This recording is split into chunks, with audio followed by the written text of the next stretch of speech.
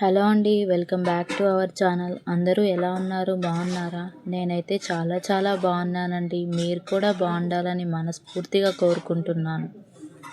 Last వీడియోలో వెండి తీసుకోవడానికి షాపింగ్కి వెళ్ళామని చెప్పాను కదండి. అది ఈరోజు చూపించబోతున్నాను ఏమేమి తీసుకున్నాను అనేది. మొత్తం ఎంత ఖర్చు అయింది అనేది కూడా చెప్తాను.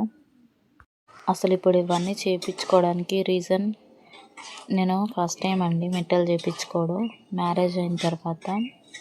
అంటే మ్యారేజ్ అప్పుడు 16 రోజుల పండుగ అంటారు కదా, అప్పుడు చేయించుకోమన్నారులే కానీ చేయించుకోవడం కాలేదు, కుదరలేదు, వీలు కాలేదు. మళ్ళీ తర్వాత మధ్యలో చేయించుకుందాం అనుకునే వరకు కన్సీవ్ అయినా వద్దని అన్నారు. అందుకే ఇన్ని డేస్ ఆగాల్సి వచ్చింది. మా మ్యారేజ్ అయ్యి 5 years అవుతుంది. ఫస్ట్ టైం మెట్టలు చేయించుకున్నది అయితే ఫస్ట్ హస్బెండ్ పక్కన ఉండాలి, అలాగే ఒక్క పొద్దు ఉండాలి, అది ఇదని అన్నారు.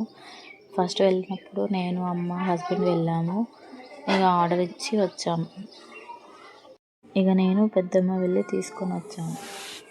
ఎలాగో ఇంత దూరం వచ్చినాం కదా, పట్టీలు మెట్టలు మార్పించుకుందాము అని అనుకున్నాను. అయితే ఇలా మార్పించుకోవడం ఎందుకని అమ్మ అనే వరకు కొత్తగా తీసుకున్నాను. నేను ఒక 6 తులాలు తీసుకున్నాను.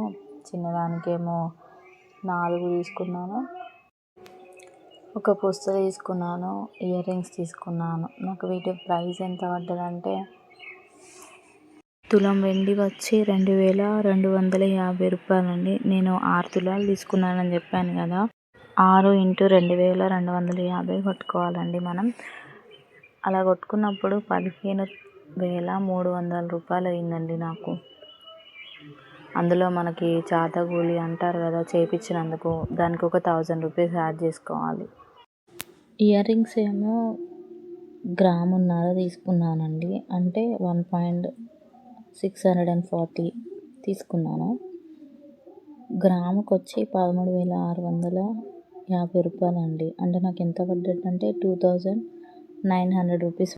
చాలా సింపుల్గా బాగున్నాయండి, హెవీగా లేకుండా. నాకు ఆల్రెడీ ఒక ఇయర్ రింగ్స్ ఉన్నాయి పెద్దవి, అయినా మళ్ళీ డైలీ వేర్కి ఉంటాయని తీసుకున్నాను. ఇంకా పుస్తక అయితే అది కూడా 1.5 గ్రాము ఉందండి. దానికి కూడా 13,550 రూపాయలండి. దానికి వచ్చేసి 26,500 పడ్డది. మొత్తం రెండింటికి కలిపి 5,000. మొత్తం నేను తీసుకున్న బంగారం 55,600 రూపాయలు పడ్డదండి నాకు. వెండి విషయానికి వచ్చి మెట్టెలు, పట్టీలు 2 జతలు కలిపి 33,150 రూపాయలకు వచ్చిందండి.